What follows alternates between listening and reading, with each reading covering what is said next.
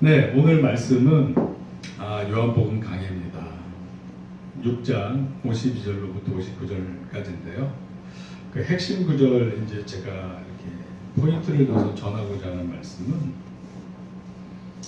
나로 말미암아 살리라. 6장 57절에 살아계신 아버지께서 나를 보내심에 내가 아버지로 말미암아 사는 것 같이 나를 먹는 그 사람도 나로 말미암아 살리라. 나로 말미암아 살리라. 지금 예수 그리스도로 말미암아 산다는 주제로 말씀을 전하도록 하겠습니다.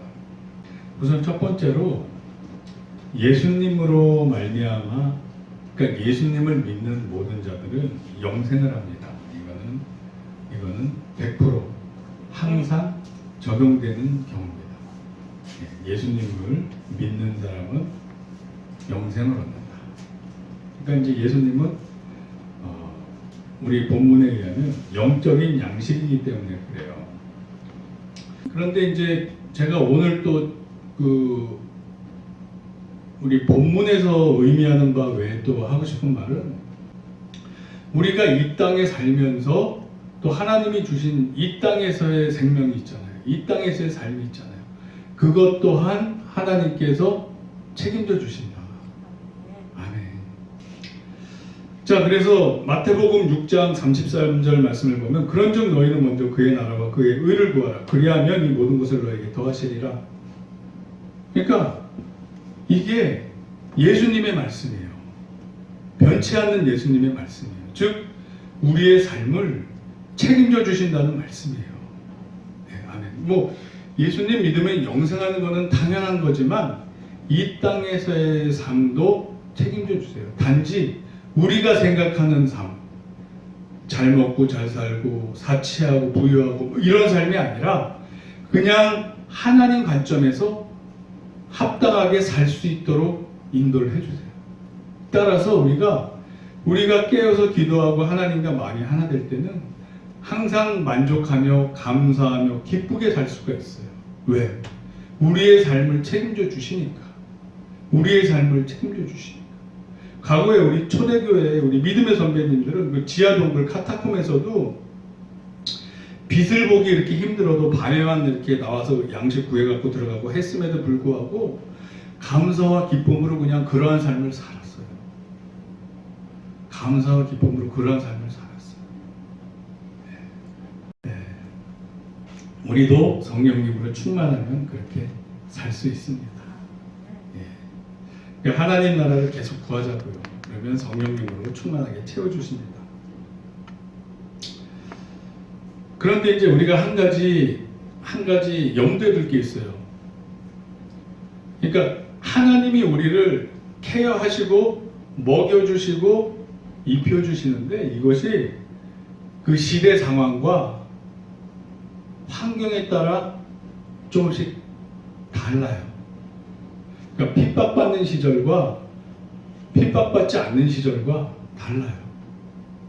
그러니까 핍박받는 시절에서는 그냥 지하 동굴에서 햇빛 못 보고 살지만 그래도 먹고 살게 해주세요. 그러나 핍박받지 않는 시대에서는 즉 우리처럼 당당히 활보하면서 예수님 믿으면서 살 수 있어요. 그러나 이 시대적 흐름에 따라 환경은 언제든지 변할 수가 있다. 변할 수가 있다. 그래서 우리가 예수님을 바라보고 예수님이 우리 마음속에 있는 한 주변의 환경이 어떻게 변하더라도 우리는 감사와 기쁨 속에서 주님 뜻을 이루며 살 수 있어요. 네. 항상 기뻐하라, 쉬지 말고 기도하라, 범사에 감사하라. 이는 그리스도 안에서 너희를 향하신 하나님의 뜻이시니라. 그러니까 환경이 열악하고 힘들고 어려워도 우리는 하나님이 원하시는 대로 살 수 있게 돼요. 성령님으로 충만할 때. 즉 우리의 중심이 하나님 나라를 추구할 때 그래요. 근데 세속적인 삶을 추구하게 되면 그럴 수가 없게 돼요. 불평불만, 원망. 그리고 이 땅에서 하나님이 이렇게 먹고 사는 것을 보장하지만 하나님 본인 자신이 영광을 받으시기 위해서 그렇지 않을 때가 있어요. 스데반 집사님이 순교당하실 때 그랬어요.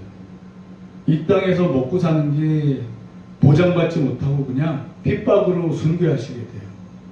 그거는 그 순간 하나님께서 영광 받으시기 위해서, 또 그러한 상황을 통해서 교회들이 전 세계로 흩어져 나가게 하기 위한 하나님의 큰 계획 안에서 이러한 것을 용인하세요. 그러나 이런 경우가 아니고 일반적인 경우에는 그의 나라와 의를 구하라, 그러기 그리하면 이 모든 것을 더하여 주시리라. 누구의 말씀? 하나님의 말씀, 예수님의 말씀이 그래요. 아멘. 이 예수님의 말씀은 진리란 말이에요. 그래서 일반적으로 다 통용이 돼요. 특별한 이런 영광 받으시기 위한 거나, 또 뭐 야고보 사도도 또 순교했잖아요. 사도행전 12장 2절에. 이제 제 생각에는 이 야고보 사도는 그분이 행해야 될 사명을 다 마치신 것 같아요. 그러니까 사명이 끝나면 또 부르시고. 그러니까 12사도도 이렇게 죽는 시점이 다 달라요. 사람마다 다 달라요. 그리고 제가 우리 또 손집사님이 보내주신 동영상을 또 이렇게 간증을 들어봤어요. 의사인데 선교사 활동하는. 그러면 거기에도 똑같이 두 명의 의사, 믿음 좋은 사람이 있었는데 한 사람은 젊을 때 그냥 데려가신단 말이에요. 그 사람은 자기 사명을 다 한 거예요. 대신에 압축적으로 젊었을 때 막 확 꼽혔다가 치고, 막 오히려 허랑방탕했던 사람은 오히려 또 변화돼서, 그 친구를 통해 변화돼서 뒤늦게 만개해서 사명을 더 감당하느라고 수명을 더 길게 주셨단 말이에요. 이 주권은 하나님한테 달린 거예요. 네, 이 주권은 하나님께 달린 거고, 네, 그래서 일반적으로는 다 책임져 주시지만 하나님의 섭리와 계획에 따라 이런 생명의 장단, 오래 살고 짧게 살고 이런 거는 다 하나님 손에 달렸다. 우리 뭐 토기가 토기장이한테 뭐 항변할 수 없잖아요. 그거는 토기장이 맘인 거예요. 우리 피조물로서 그냥 창조해 주신 것만으로도 감사하면서, 우리가 얼마나 살지 우리 스스로가 알 수 없잖아요. 하나님이 알려주신 게 그 살아있는 동안에는 창조해 주신 그 자체를 그냥 감사하면서 살면 되는 것 같아요. 감사하면서 살면 되는 것 같아요. 아멘. 할렐루야. 요한계시록 13장 1절에서 3절을 보면, 내가 보니 바다에서 한 짐승이 나오는데 뿔이 열이요 머리가 일곱이라. 그 뿔에는 열 왕관이 있고 그 머리들에는 신성모독하는 이름들이 있더라. 내가 본 짐승은 표범과 비슷하고 그 발은 곰의 발 같고 그 입은 사자의 입 같은데, 이러한 것들이 이 구약에서 다 다니엘서에서 제국들을 비교했던 동물들을 비교해서 나오는 거예요. 없는 얘기하는 게 아니라 이미, 그러니까 이런 무신론적인 적그리스도적인 제국이 나타난다는 것을 얘기하고 있는 거예요. 그의 입은 사자입 같은데 용이 자기의 능력과 보좌와 큰 권세를 그에게 주었더라. 그의 머리 하나가 상하여 죽게 된 것 같더니 그 죽게 되었던 상처가 나오며 온 땅에 놀랍게 짐승을 따르고. 그러니까 예수님 오신 이후에 이러한 세속 권력이 약화됐어요. 이 창세기에 보면 이런 말씀 있죠. 3장 15절. 내가 너로 여자와 원수되게 하고 내 후손도 여자의 후손과 원수가 되게 하리니 여자의 후손은 내 머리를 상하게 할 것이요 너는 그의 발꿈치를 상하게 할 것이니라 하고. 즉 예수님이 오신 이후에는 이 세속 권력이 머리가 상해서 약화가 돼요. 그래서 그동안 한 2000년 정도 중에 뭐 공인된 313년 로마에서 기독교 공인되고 그 이후에 지금까지는 그래도 어쨌거나 저쨌거나 카톨릭이 타락이 됐든 어쨌든 기독교적인 이 문화와 나라들로 이어져 왔어요. 거의 2000년 기간 동안. 그리고 종교개혁이 일어나면서 카톨릭이 정말 타락했을 때 종교개혁이 일어나서 16세기에 1517년에 마르틴 루터를 통해서 다시 또 교회가 지금까지 왔는데, 이제 말세가 돼서 이 상했던 머리가 다시 살아나는 거예요. 계시록에 따르면. 이제는 예수 그리스도를 부인하는 이런 세속 권력, 교회를 핍박하는 세속 권력이 다시 잡게 된, 또아리 들고 다시 잡게 된다는 걸 의미하는 거예요. 예, 그런 시대가 점점 오고 있어요. 지금 보니까 보여요. 그래서 우리는 항상 마음의 준비를 해야 된다. 그러나 피할 길을 주신다. 마태복음 10장 21에서 23절 보면, 장차 형제가 형제를, 아버지가 자식을 죽는 데에 내주며 자식이 부모를 대적하여 죽게 하리라. 또 너희가 내 이름으로 말미암아 모든 사람에게 미움을 받을 것이나 끝까지 견디는 자는 구원을 얻으리라. 이 동네에서 너희를 박해하거든 저 동네로 피하래요. 우리 보고 피하래요. 만약 우리 교회 막 핍박 들어오잖아요. 우리도 이거 임대 다 빼고 그 카타콤 교회, 가정교회, 가정에서 몰래 들여서 돌아가면서 예배드리고 뭐 이런 식으로 바뀔지 몰라요. 전격적으로 막 기독교 대놓고 핍박 시작하면. 근데 아직은 그 정도는 아니죠. 이 동네에서 너희를 박해하거든 저 동네로 피하라. 내가 진실로 너희에게 이르노니 이스라엘의 모든 동네를 다 다니지 못하여서 인자가 오리라. 그러니까 핍박받으면 피하래요. 피하다가 몇몇은 잡혀가고 순교당하고, 몇몇은 살아있다가 예수님을 오시는 걸 또 만나 뵙고, 이런 상황이 되는 거예요. 예수님이 다 말씀하셨어요. 네, 그래서 예수 믿으면 무조건, 예수님 잘 믿으면 무조건 다 100% 휴가당한다. 이거는 위험한 거예요. 이렇게 구원받는 사람도 있고 순교당하는 사람도 있고 그런 거예요. 12제자를 봐도 그렇잖아요. 네, 순교 일찍 당한 사람, 나중에 순교당한 사람, 또 그냥 수명대로 살다가 돌아가신, 제가 좋아하는 사도 요한 같은 분도 계시고. 자, 근데 우리가 그럼 하나님 뜻대로 살면 우리가 세상에 공격이 없을까? 아니, 있어요. 하나님 뜻대로 열심히 살면 모든 일이 잘 풀릴 수도 있지만 그렇지 않을 수가 있어요. 구약에서 두 가지 예를 들어드릴게요. 하지만 하나님이 피할 길 주신다. 책임져 주신다. 다윗과 그일라라는 그 성이 있어요. 그일라.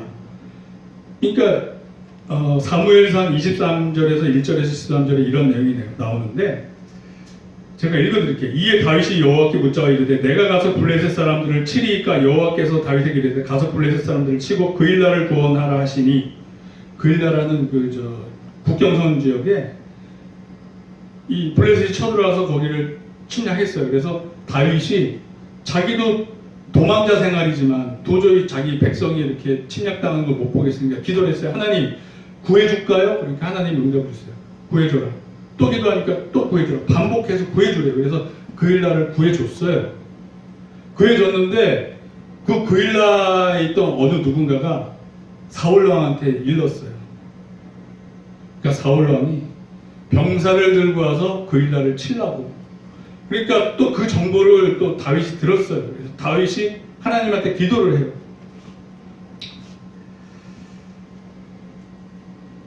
다윗이 이르되 그일라 사람들이 나와 내 사람들을 사울의 손에 넘기겠나이까 하니 여호와께서 이르시되 그들이 너를 넘기려 하신지라. 다윗이 그 사람 600명 가량이 일어나 그일라를 떠나서 갈 수 있는 곳으로 갔더니 다윗이 그일라에서 피한 것을 어떤 사람이 사울에게 말하며 사울이 가기를 그치니라. 즉 그일라는 다윗이 은인이잖아요. 구해줬잖아요. 구해줬는데 사울이 와서 죽이려고 하니까 다윗을 잡아서 사울한테 넘겨줄 거래요. 그러니까 다윗이 어떻게 해야 되겠습니까? 이 그일라 사람들이 나를 넘겨주겠습니까? 넘겨줄 거래요. 그래서 피해요. 피할 길은 만들어주세요. 즉 하나님 뜻대로 그일라를 구해줘도 그일라는 오히려 다윗을 사울왕한테 넘겨주는 그런 상황이 되는 거예요. 하나님 뜻대로 했으면 대접받아야 되잖아요. 그죠? 하나님 뜻대로 했으면 대접을 받아야 되는데 하나님 뜻대로 했는데 오히려 적에게 죽음의 길로 내모는 상황이 일어나요. 이게 다 하나님의 계획 안에 있었어요. 그리고 하나님은 대신에 피할 길, 저 그일라 백성들이 너를 사울왕한테 넘겨줄 것이니 너는 피해라, 알려주시잖아요. 피할 길을 만들어 주시잖아요. 또 한 경우가 있어요. 엘리야와 바알의 선지자 450명 그리고 아세라의 선지자 400명과 전투가 있었잖아요. 영적 대결이 있었잖아요. 막 가뭄이 심해지니까 이게 누구 탓이다 막 그러다가 결국 이제 이 엘리야가 아하방한테 얘기해서 그 바알 선지자들 한번 붙어보자. 진짜 누구 탓이냐. 그리고 송아지 한 마리씩 잡아서 이제 어디에 불이 내리냐 했는데 결국 엘리야한테 불이 내렸단 말이에요. 그래서 백성들이 그걸 다 보고 바알 선지자, 아세라 선지자들을 다 죽였어요. 하나님 뜻대로 했잖아요. 이겼어요. 근데 그 다음에 무슨 일이 일어나요? 이사벨이 너 가만히 안 둬. 너 잡아서 죽일 거야. 이러니까 하나님 뜻대로 하나님 일을 했는데 목숨이 더 위태로워진 거예요. 그러면 하나님 뜻대로 하나님 일을 했으면 뭔가 좀 잘 풀리고 더 좋아져야 되는데 자기 처지는 더 위험해진 거예요. 오히려 하나님 뜻대로 했으면 더 좋아져야 되는데 그게 아니에요. 더 위태로워졌어요. 그래서 어떻게 저 광야로 가서 도망가서 로뎀나무 아래서 죽여주시옵소서 막 이러다가 천사가 와서 또 이렇게 회복시켜 주시잖아요. 먹여주고 회복시켜 주시잖아요. 그러니까 피할 길은 주신다. 그래서 저도 요즘에 그런 걸 느껴요. 야, 이게 하나님 뜻대로 응답받고 하지만 하나님 뜻대로 응답받고 한다고 항상 좋은 결과가 오는 게 아니고 하나님 뜻대로 하지만 오히려 세상에서는 나를 더 공격할 수 있구나. 어떻게 하면 믿는 사람을 잡아뜨리려고, 어떻게 하면 하나님 나라가 세워지지 못하게 하려고 그걸 깨달았어요. 그러나 그런 상황이 있어도 하나님께서는 탈출구, 해결책, 빠져나갈 것을 만들어 주신다. 할렐루야! 믿습니까? 아멘. 뭐 제가 구체적으로 말은 못하지만 제가 그런 이런 모함을 받는 경우가 있었는데 강원홍 목사님을 통해서 이렇게 다 빠져나갈 그 통로를 하나님이 다 예배해 놓으셨더라고요. 이런 일이 있어요. 그래서 이런 구절들이 이렇게 저한테 더 와닿더라고요. 그래서 아멘. 그래서 저와 우리 신명교회 지체님들은 하나님 인도하시면 그냥 받으시면 돼요. 하나님 뜻대로 하다 보면 오히려 세상의 공격을 받을 수 있어요. 어려움에 위험에 처할 수 있어요. 하나님의 뜻을 순종하고 있었기 때문에 피할 길도 만들어 주신다. 아멘. 아멘. 아멘. 자, 그래 정리하겠습니다. 이제 예수님으로 말미암아 우리는 구원을 얻어요. 이미 이긴 게임이에요. 끝난 게임이에요. 영생을 얻어요. 다만 이 땅에서 사는 것은 하나님의 계획과 섭리 안에서 어떻게 될지 몰라요. 그러나 일반적으로는 먹고 사는 거 다 책임져 주신다. 특별한 하나님의 영광을 받기 위하거나 사명이 끝났거나 뭐 이런 경우가 아니면 그의 나라와 의를 구하면 이 모든 것을 더해 주신다고 먹고 사는 문제는 책임져 주시고, 우리가 욕심내고 이 세속에 이렇게 마음을 욕심을 두면 기쁨과 평안이 없어요. 하지만 하나님 나라를 구할 때는 충분히 기쁨으로 감사하며 먹고 살 수 있게 돼요. 사도 바울이 내가 풍부에도 처할 줄 알고 빈곤에도 처할 줄 알고 그 스스로 고백하잖아요. 그런 거예요. 그런 거. 환경의 변화보다는 내 안에 지금 하나님 나라가 있냐, 예수님으로 말미암은 하나님 나라가 있냐, 이게 우리 믿는 자들에게 핵심 포인트다. 아멘. 아멘. 저와 우리 신명교회 모든 지체님들은 하나님 나라를 누리며 천국까지 잘 인도받기를 축원합니다. 아멘. 기도하겠습니다.